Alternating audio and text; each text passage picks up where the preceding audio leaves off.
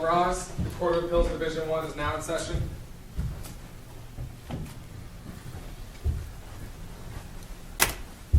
Please be seated.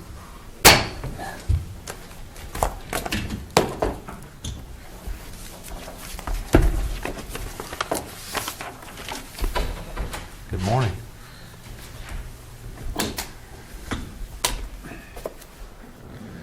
Now we've got everybody strapped in. Now's the time set for oral argument in cause number 1CACV 15-0773 FC. Susan N. Durrant, Durrant, versus William Taylor Durrant. For your information, these proceedings are being both audio and video recorded this morning. So barring under any unforeseen problems, not that they haven't happened before, but barring any unforeseen problems, you can critique yourself on YouTube in a couple of weeks. Counsel, each side, as is standard, will be entitled to 20 minutes. We would ask that you respect that time period. The timer located on the podium will let you know how much time you have left. An appellant, if you wish to reserve any portion of that, please let us know. We will do our best, which is no promise at all, to try and not use up all your time. However, ultimately, your reserving rebuttal time will be up to you. We've reviewed the briefs and conferenced the case this morning. We are well aware of the facts and issues attendant to this argument. We say that hopefully making it so you can keep in mind what's really germane to you in addressing this court this morning. And counsel, when you come to the podium, I would ask that each of you state your name, who you represent. And with that, counsel. Thank you.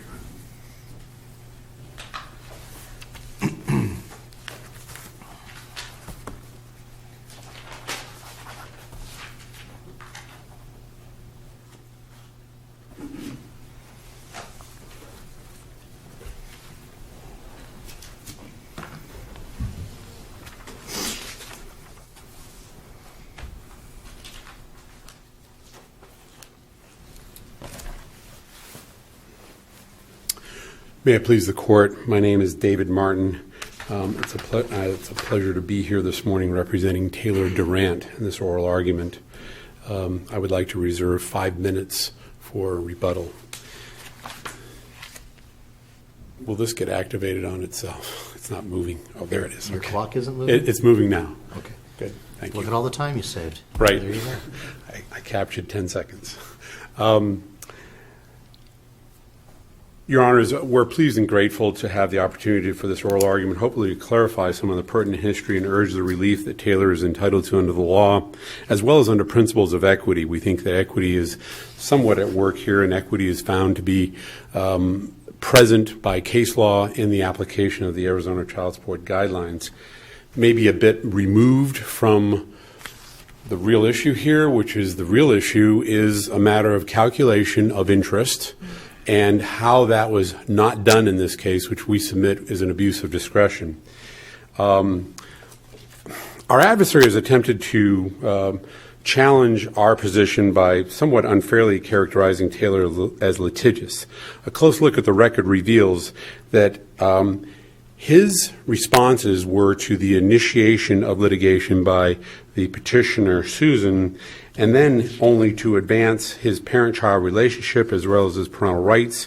And as it specifically relates to this appeal, the overpayment of child support and spousal maintenance in the amount of $16,209, and specifically as it relates in this case to a retroactive modification of interest that was ordered on August 13, 2012 at 3.25%, only 3 years later to have it upped to 10%.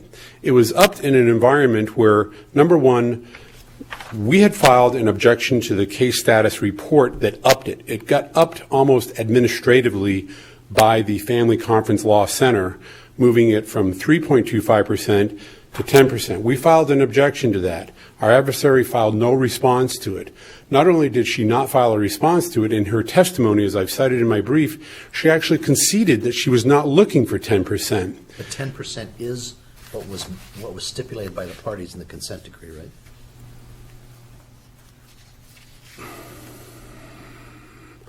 I'm not sure, Your Honor, to be quite candid with you, if it was stipulated that far back in 2004 in the consent decree. It had earlier been stipulated to by the parties at 10%. It had earlier been stipulated to, but Judge Stevens, in her order of September 30th of 2008, wiped out all of the interest and said that arrears and interest will be calculated on a prospective basis. That was in September of 2008. Fast forward to August of 2012, and Judge Ryan said 3.25% is what it's going to be, effectively. That was relied upon by my client. It was even relied upon by the petitioner. It was obvious by her testimony that she wasn't seeking 10%. If you grant relief on this issue, which I will characterize as our first issue in the brief that we've raised, then it renders the second issue, that having to do with a spousal maintenance income withholding order at $1,500 per month, moot. I will come back around to that issue and argue it, but I think most of the attention needs to be focused on this first issue of whether or not the interest ought to be 3.25% or 10%. If it's 3.25%... So everyone agreed initially it would be at 10%, correct? Your Honor, I'm relying upon Judge Jones's assertion that it was stipulated to at 10%. The consent decree, it may have been. I can't confirm that with certainty unless I look at the consent decree. And assuming just for purposes of today that it was in a consent decree, how could it be changed? It was changed by Judge Stevens' order in September of 2008 that said all of the interest, all of the arrears are now wiped out, and interest will be determined on a prospective basis. Well, it was a very dynamic process in terms of calculating support and arrears. But why did you pick the 3.25 rather than the 10%? Was that an error, or? Judge Ryan ordered that in August of 2012, and quite frankly, Your Honor, the child support interest rate found in Title 25 does set it at 10%. Then isn't that what it should be then? The problem is, Your Honor, is that both of the litigants relied upon that 3.25% and went on for many years forward based upon that in terms of calculating their payments, calculating what was owed, and it was only in Judge Ryan, when we actually tried the case, never really addressed that until there was a motion for a new trial, and he said, oops, sorry, it was really 10%. In any other setting, Your Honor, can you imagine getting your MasterCard bill and it's 3.25% for 6 years or 7 years, and then all of a sudden it comes up to 10%? Would that be fair? Well, if I had agreed at 10%, initially, and I realized the 2.25 was an error, then it would be fair. Sure. If you want to take that analogy a bit further, you had a MasterCard agreement that was 10% right up front. It then changed. There was a dispute with the creditor, and a judge came in and said, okay, we're going to determine arrears and interest prospectively. That's what Judge Stevens said on September 30th in her order. That wipes out that 10%, if it's even there, and you now move forward with what the interest is going to be, coupled with Judge Ryan then saying it's going to be 3.25%. But what authority did the judges have to change that rate? I can see that they changed that rate, but my question is, what authority did they have to do that? The judge, I would submit, was acting upon what he believed to be the interest rate at the time. I don't know if he was purposefully ignoring Title 25 or if he really intended to be at 3.25% and was aware of the 10% rate. By the order that he entered after in the motion for new trial, you could probably conclude that he thought it was a mistake because that's what he said. The problem is we went so long under that mistake to allow all of that interest to continue to accumulate against my client when both he as well as the petitioner in her testimony said, I'm not going for the 10%. What authority? Can't they waive it? What authority do you have that a party's mistaken belief or mistaken reliance on a court's ruling winds out what the law requires. The authority that I would rely upon, Your Honor, is the concept, and again, this is an equitable concept, of waiver and a failure to object. We filed an objection to the case status report. It was never objected to. Judge Ryan found that in his order on June 15th of 2015, and the petitioner testified that she was not seeking that 10%. Equitable principles would apply, as I alluded to earlier, to allow for that 3.25% to be applied going forward. That's what should have happened. That's what Judge Ryan stated should happen. She never objected to it, ever. So the concept, Your Honor, and the legal authority would be the equitable notion of waiver. She gave up a known right. She knew that it had been that the order, if it's true that there wasn't a consent decree or stipulation of 10%, the petitioner gave that up, the respondent relied upon it, and it was 3.25% going forward, only 3 years later to pull the carpet out from under him and say, no, sorry, it's really 10%. That is an inequitable result, and that would be the authority that I'm relying upon, in addition to the authority I cited in my brief.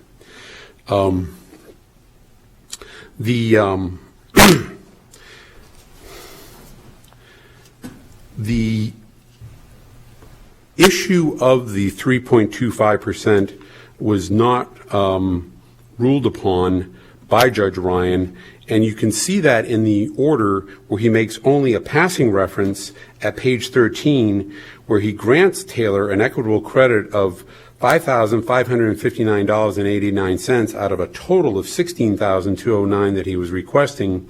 That unspecified reference to, quote, interest accumulated in the amount of $3,871 that was due and owing as of May 1st, 2012, points out that he never really explains what that interest is, despite the issue being presented at the trial court in the respondent's objection to the case status report. And once again, Susan never filed an objection or response to that. Move forward in his order of June 15th. Under the child support portion, you find that he made no finding nor any order for a child support arrearage, which he was required to do, and if he had done so, it would have clearly brought into focus the misapplication of the 10% interest in this case, rather than the 3.25% that was previously ordered. Instead, this was all dealt with in post-order setting in a motion for new trial that was ultimately denied. The abuse of discretion also lies in the notion that in one sweeping, nonspecific manner, the trial judge, in the next last paragraph of the order at page 19, simply denied all of the unspecified orders that weren't otherwise mentioned. Wasn't he just kind of clearing the decks with that, though? I mean, it wasn't like he was specifically setting out to correct a deficiency or a failing in an order. He was just saying, look, if there's anything else out there, it's denied. Isn't that right? It was broad and sweeping, and it could be, I suppose, characterized as clearing of the decks. But given the very, very specific calculations that had been submitted in our Exhibit B, Appendix 2, showing a side-by-side comparison of 10% versus 3.25%, demonstrating how much more Taylor had overpaid, even to the extent that it wiped out the child support principal. It allowed for a little bit child support interest to be remaining, and the numbers cited in here, around $500, wiped out all of the spousal maintenance and actually put him in a position where he would be owed money back. Given the gravity of all of that, simply clearing the decks without any sort of meaningful analysis, we would submit is questionable whether or not he was thinking about that and said, no, this has no merit, which he could have easily said, but he didn't. He simply said everything else is denied. Doing so, I would submit, it almost appears that the administrative process of applying a 10% interest, which was done by the Family Court Center, they simply applied it. When they had an existing order at the time that said 3.25%, it appears that that was simply adopted because, admittedly, there's a long history here of money flowing back and forth that was either too difficult, too complicated, too many beans to count, and a much easier analytical approach was taken to sweep the decks clean, as you put it. Or is it equally possible that the Family Law Center, that only deals with Title 25, said that the Title 25 interest rate is 10%? And if that's the Without consideration Sure. to 3.25 or what it means in the statutes generally. And if that's the case, then the Family Law Center is the judicial function is being abdicated to the calculations of the Family Law Center, because Taylor has no opportunity to go to the Family Law Center and say, wait a minute, I relied upon this for the last 3 years, and I actually relied upon it for 7 years worth of calculation back to when Judge Stevens made her order. She has no opportunity to do that. It's an extrajudicial calculation, which if you adopt that, it simply cuts out any due process rights he has to make his pitch that he's been relying upon this. Susan waived it. She never responded to it. Why are you still sticking me with 10%? There's no reason in law. Well, if it was agreed to up front, maybe that is the law of the case, but the law of the case was changed when it was changed to 3.25%. Counsel, where in your brief do you argue that she waived the 10%? Sure. I see a lot of the discussion about law of the case. If you go to page 11, Your Honor, and you look at the quotation that I provided there in a reporter's transcript of April 9, 2015. Hold on one second. I'm pulling up. That's where I'm trying to pull it up. We're at electronic court now. Sure. So I'm trying to pull up I've been looking at your brief and I lost it for a second. Page 11 is your opening brief? Page 11 of the opening brief, yes, sir. Where are you? Okay. Where are you arguing waiver? Yes. You're saying in the same order, Judge Ryan refused to waive the interest rate, but I don't see where you're saying that, making an argument that she waived it. On page 11, I quoted what she said. Right. And then I argued it later in the brief, but there's the factual basis for it. Where do you argue it? Where do I argue that? I argued it, I know that I argued it in the reply brief, and I argued it in the opening brief. You clearly argued the law of the case. I understand that. Right. And then on page 10, you say the September 30th, 2008 ruling by Judge Stevens waived all interest. That isn't arguing that she waived it. No, and I'm not meaning to imply that she waived it clear back then. She waived it on April 9th, 2015, where I said perhaps the most compelling in this regard is the testimony of the petitioner. I see that, but where do you argue that? That's where I argued it, Your Honor, is that the intent of what is most compelling is her saying that she was not looking for 10%. Oh, okay. I think it's pretty clear that there's a waiver that's implied there. She's not claiming that it's 10%. Okay. I'm almost out of time, but I wanted to get to the spousal maintenance. I guess to sum it up in the time I have available is there is no order that requires a past due spousal support rate at $1,500 per month. There's nothing in the record for that whatsoever. So that income withholding order that set it for $1,500 per month is not supported by any order at all, nor could there be an order because the spousal maintenance was reduced to zero by the amount that he paid. If we disagree with you on the interest, okay, if we do, there would still be interest owed on the spousal maintenance, right? So on remand, couldn't the court order, okay, the interest hasn't been, if to the extent interest hasn't been paid of 10%, I can enter an order saying the interest has to be withholding order on interest? I think that would flow from the converse of what I said earlier, is that if you grant relief on issue number one, it moots out issue number two. If you don't grant relief on issue number one, then issue number two, spousal maintenance, may be subject to interest if there's any arrears. Our contention is it was paid. Forget the interest then. The amount of money that he paid went towards, and then that sort of drags in as a subsidiary issue, the overpayment. Right, but if interest had been accruing because it hadn't been paid, and if the interest was accruing at 10%, there still might be interest owed on the back child support. No more back child support, excuse me, spousal maintenance. That's been paid. The point is, there may have been interest accruing on that at 10%.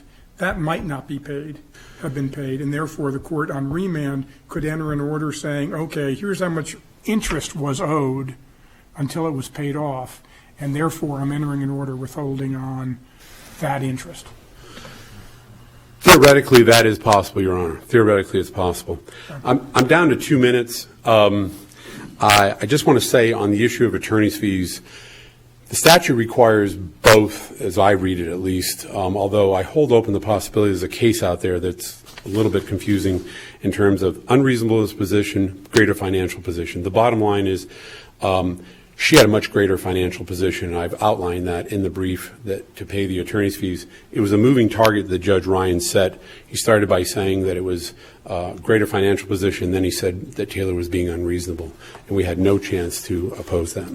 I've got a minute and a half, I guess I've reserved. Thank you. Thank you, counsel.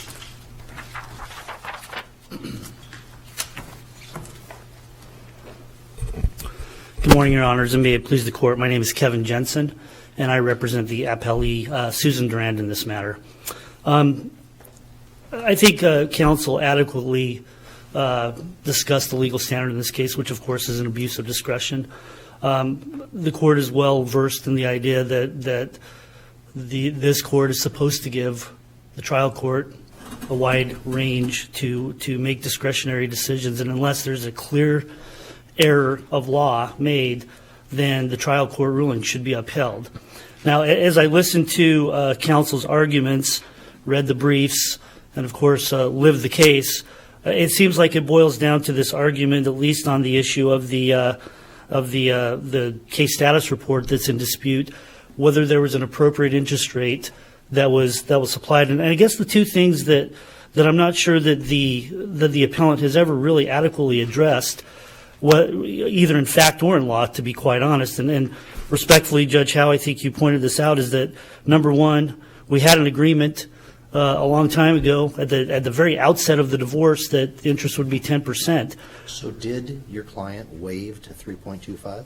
Well, I don't think she did, Your Honor, at all. And I have a couple of issues with that argument. Number one, And we can all agree that it was stipulated in the consent decree to 10%.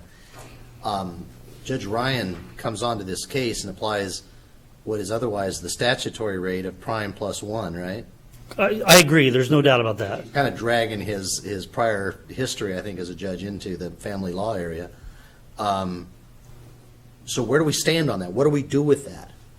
Well, I think Judge Ryan did exactly what should have been done on that. I think he recognized in his later subsequent ruling on the motion for new trial that, hey, I made a mistake. Judge Jones, I would submit that you're exactly right. He probably realized that he applied the statutory civil rate for judgments to the arrearage judgment, and nobody really said anything about it, to be completely honest. Now, at that time, I think it's an important fact to remember that at least my client was unrepresented. So she's going about it as a pro per. I get all the arguments that pro pers are held to the same standard as an attorney, but the reality is that she probably didn't know any better. But Judge Ryan did, and he figured it out. He recognized it later on and did what I think he absolutely should have done and what the law requires him to do, which was to go back and say it's got to be 10% on support arrears, and that's the only type of judgment we've ever had in this case. Solely because of the stipulation of the parties? Well, I think solely because of this. No, I wouldn't, respectfully, I wouldn't entirely agree with that. Yes, in part because of the agreement of the parties, but also because the statute says that's what it's supposed to be. Can the parties vary that? Excuse me, I'm sorry. Can the parties vary that rate if they choose to? To be honest with you, Your Honor, I'm not sure that I've ever read a case. I'm not sure that I've ever researched the issue of can the parties waive that statutory interest rate. What I do know is that my client never waived it. Now, How do you get around this testimony on April 9th? Are you seeking interest at 10%? No, I'm not. With current stuff, no. Well, and I appreciate that question, Judge. Thank you. As you pointed out, this is really the first time this issue, I think in earnest, has been raised, is right here today. Now, I recognize the counsel put, a blurb from a trial transcript in the middle of his brief and said, that's waiver. Although he didn't argue waiver. Now, my recollection of the law of waiver is that you have to knowingly waive something. I don't know that testimony is a demonstration of a knowing waiver. It doesn't really give you the context in terms of what it is.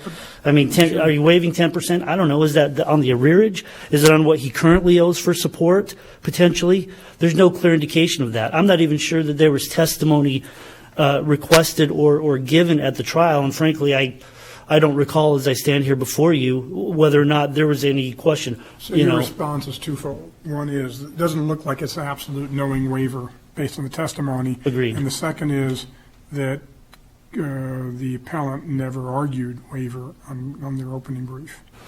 I couldn't say it any better, Your Honor, than that. That's exactly. I just wanted to make sure I understood what you Yeah, I appreciate that. My clumsy way of getting to that is exactly on We're point. clumsy. You're fine. Just wanted to make sure.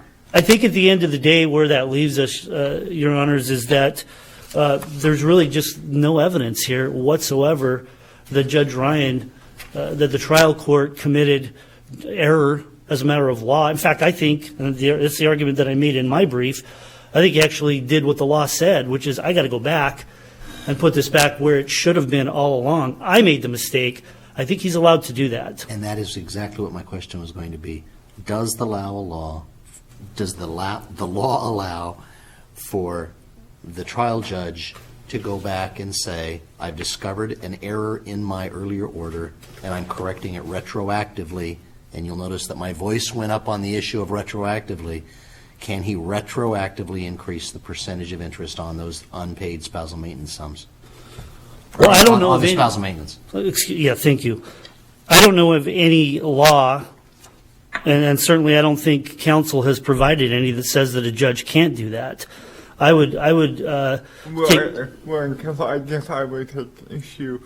Is the judge really raising the rate, or is he recognizing what the rate was all along? I think he's recognizing what the rate was all along and what it should have been, and is going back and saying, mea culpa, I made the mistake, which, it happens from time to time. And I think that the courts, Making errors? well, I mean, we can make that a matter of the record here if you'd like. not in this case, Judge.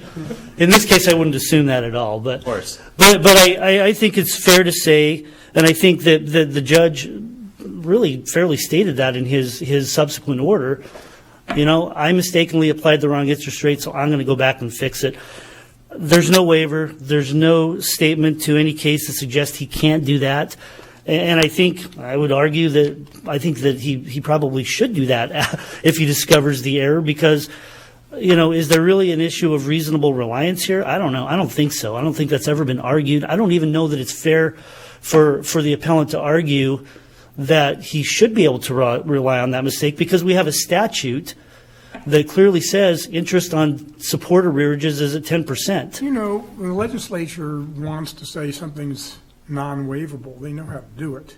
I mean, there are landlord-tenant statutes that say you cannot ask someone in the lease to waive this. They didn't do that here. I agree with you, Your Honor, and family court is rife with those type of situations. For example, parties are free in family court to waive community law issues, community property issues all the time, and we do it all the time. Sure. It's something that we deal with. So while I would agree with you that I don't know that there's anything that specifically in the statute says it cannot be waived, what I would submit to you is there's absolutely no evidence, aside from this blurb, for lack of a better term.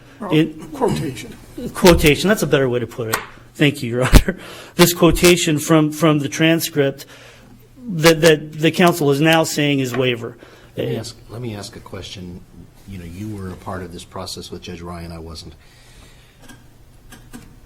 Opposing counsel has raised this issue of the what are we referring to it as? Not a blurb, but a Quotation. Quotation. The issue of the quotation, where your client apparently said, no, I'm not insisting that 10% be applied or something like that. Was Judge Ryan at that point in a position where that quotation may be accurate, but he has kind of the double problem of she may not want to enforce it, but it's the law? I mean, do you understand what I'm saying? Mm-hmm.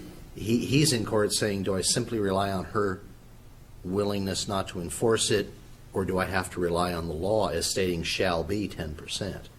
Do you have any kind of a thought on that? I suppose, Judge, that it would require a little bit of speculation on my part as to what the judge was thinking, but I don't know that that would be an unfair characterization of the situation.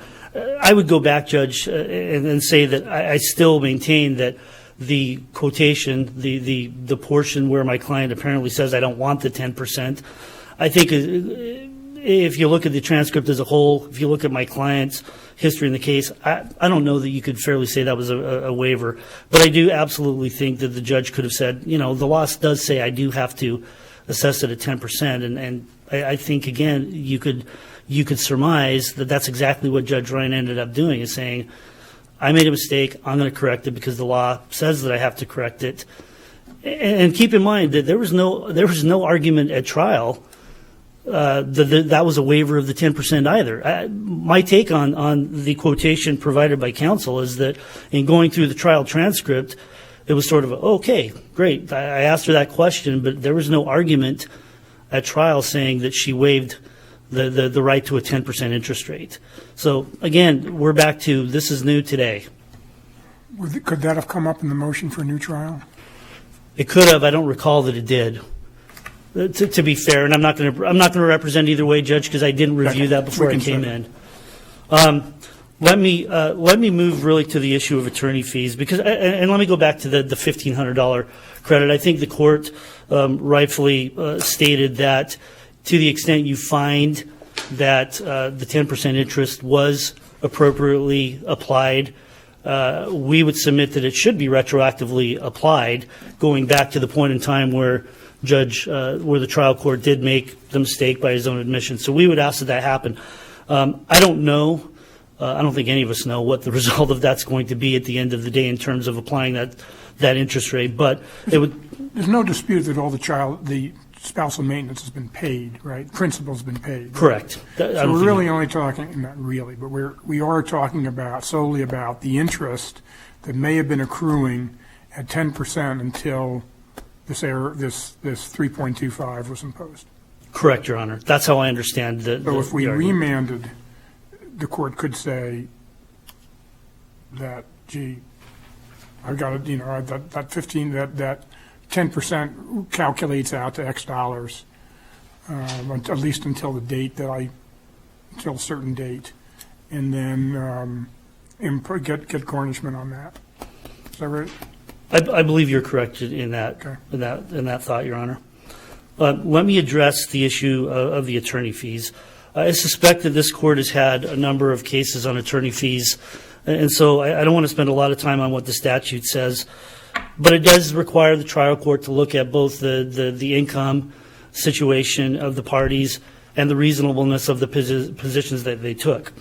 We admittedly have two orders here where Judge Ryan addresses the attorney fee issue. In the trial order, the under advisement ruling, he initially indicates that what he did is he directed my client to file an application for attorney fees based on disparity of income. Now, Father has argued a number of things as to why the disparity of income issue was an error by the court. What the court did do, and it's very clear in the ruling, is he did make specific findings on income. And I don't know that he's required to go any further than stating, here's what I find mother's income to be, here's what I find father's income to be. And then, of course, as you look in the order, he put in the other elements of a typical child support calculation, which was appropriate. At the time, and the trial testimony will make this clear, my client was working as a fledgling flight attendant. She had recently taken a job with the Legion Air. Under the terms of her contract at the time, she made $20 an hour. She was guaranteed 75 hours of of work per month, or to be paid for 75 hours of work, which was the $1,500 a month figure that we came up with. Now, it is absolutely true, Your Honors, that as she has continued to work for Allegiant and gain seniority, she's been given more opportunities to get more flights and to make more money. But that was not the case at the time of the trial. And Judge Ryan rightfully found $1,500 per month. I don't think it's even disputed that father at the time of trial was making about $50,000 as a teacher with American Leadership Academy. I don't think that there's any argument from the other side as to the accuracy of that figure. What the appellant has argued over and over is that mother was dishonest in her income figures. Well, they made those arguments at trial, and apparently they didn't fall on understanding ears with the trial court. The trial court obviously did not make any different findings as to income. At the time of trial, we had about $4,600, $4,500 in income for father per month compared to $1,500 to mother, 3-to-1. I think that's a reasonable disparity of income for the court to award a portion of attorney fees. I would note that one of the things that counsel has pointed out as evidence of my client's alleged dishonesty as to her income was an affidavit of financial information that she submitted in a subsequent child support proceeding that father filed I think it was about a month after this court had ended its litigation. She did prepare an affidavit in January of 2016, but by that time, nearly a year since the trial, mother had received a raise, and she accounted for every penny of what she was earning at that time. So it's not evidence that mother's subsequent raise in income was evidence of her being dishonest at the time of trial. The court heard all the same arguments that you're hearing today on that issue, and the finding is what it is. When we submitted our application for attorney fees as directed by the trial court, there was nothing in the trial order that says that we were limited to arguing the issue of disparity of income. So we did, in fact, point out to the court a number of things which we felt were instances of unreasonableness of father throughout the litigation. And quite frankly, without rehearsing all of them, Your Honors, I think Judge Ryan did a marvelous job of giving the history of the case in the trial ruling. I suspect he did that, although I would be speculating a little bit, because he suspected we may be in front of you and wanted to give you a little bit of a history. And that's sufficient basis to rule that the fees were awarded in part or in whole based on father's unreasonableness position? Unreasonable positions? Excuse me, Your Honor. I'm sorry. Can you restate that? I'm not. And that the court sort of detailing the history of the case is enough to support a finding of an award of attorney's fees in part or in whole based on the court finding that the father's positions were unreasonable? I don't think that that's why he would have done it. I think the answer to your question is no. I don't think his prior actions would be appropriate to rule sort of later on for an award of attorney fees. I think the reason that the trial court did that was to show the pattern that father had followed through nearly 10 years of litigation. And then to point out, which I think he did in certain portions of his trial ruling, this is a pattern that has continued throughout this case. Okay. So I think what he's doing is saying, father's done this for 10 years, he's doing it now, and I find that to be unreasonable, which he did say unreasonable in his ruling on the attorney fee award itself. And unreasonableness, at least as I remember the case, is unreasonable, even though the court has to consider both factors, it can award fees on either one. I agree with that, yes. Which case? Do you remember which case all the time? Judge, I don't have that citation. I apologize. If it's out there, we'll find it. But that's my recollection as well. You can look at the trial ruling, and I'm not going to take the time to sit and read portions of it, but what I think you can see, I do think it's important to understand a little bit of the history of this case and why the litigation drug on like it did. Although we're here really arguing a lot about financial issues, the real heart of the case was the custody issues surrounding the parties' two youngest sons, who at the time were ages 16 and 17, juniors and seniors in high school. And you can see from the record, you can see from the court's under advisement ruling. These children were interviewed, their wishes were ascertained. Father continued to insist on enforcing parenting time and other other parental rights, I suppose, as he saw them, to the detriment of the children. And I think that's what the court ultimately found. And in fact, what he did, there was also a very ongoing theme of mother is alienating the children from father, which is a central theme in a lot of family court cases. But Judge Ryan specifically found that despite father's ongoing assertions of alienation, that wasn't the case. It was really him not taking responsibility to forge a proper relationship with his own sons that resulted in that. So we spent thousands of dollars litigating that, and I think ultimately Judge Ryan was absolutely right in finding that an attorney fee award was reasonable, both based on disparity of income, 3-to-1 income at the time of trial, and the reasonable positions taken by father. So on that count, we would ask that the court affirm the court's ruling of the $10,000 attorney fee award. Thank you, Your Honors. Thank you, counsel.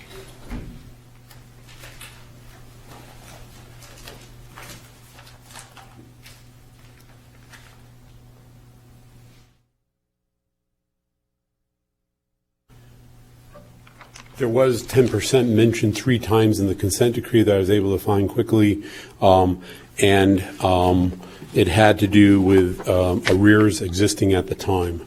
I don't know that we can fairly read that as to say that it would be 10% for all future arrears that may be accumulating. With respect to the attorney's fees, we made a request for findings of fact pursuant to ARS 25324A. The record is totally devoid of that, which then leads to the problem with how do you evaluate which of the attorney's fees were based on unreasonableness of position, which was the afterthought on the motion for new trial, and which one was based upon the disparity of income, which was the original thought. We had no chance to challenge the afterthought, and that's part of the reason we're here. There simply is no findings on that whatsoever, and that is statutory. He should have made those findings. The purpose of that statute is to make sure that we understand the factual basis for the court's holding, right? I would agree. It is. It's much like the best interest factors. You go through the factors, you make a determination, but we have no way of knowing that, and we're left to speculate along the lines of what counsel just argued to you, is that Taylor was somehow doing something wrong by trying to advance his legally granted visitation rights and his ability to be with his children when his children were refusing to do so. I mean, we are delving off into a deep morass there, but the judge could have cut that out by making the findings I asked him to make. Counsel, you out of time. Okay. Sorry, Judge. Thanks. We took a lot of your time. Well, that's fine. Let's put a minute on. Let's give you a minute. Just go ahead and wrap it up. Thank you, Judge. I don't mean. Yeah, I want you to use your minute as best you can. Can I have 30 seconds to think, or 15 seconds to think? Never deny a man the chance to think. Thank you.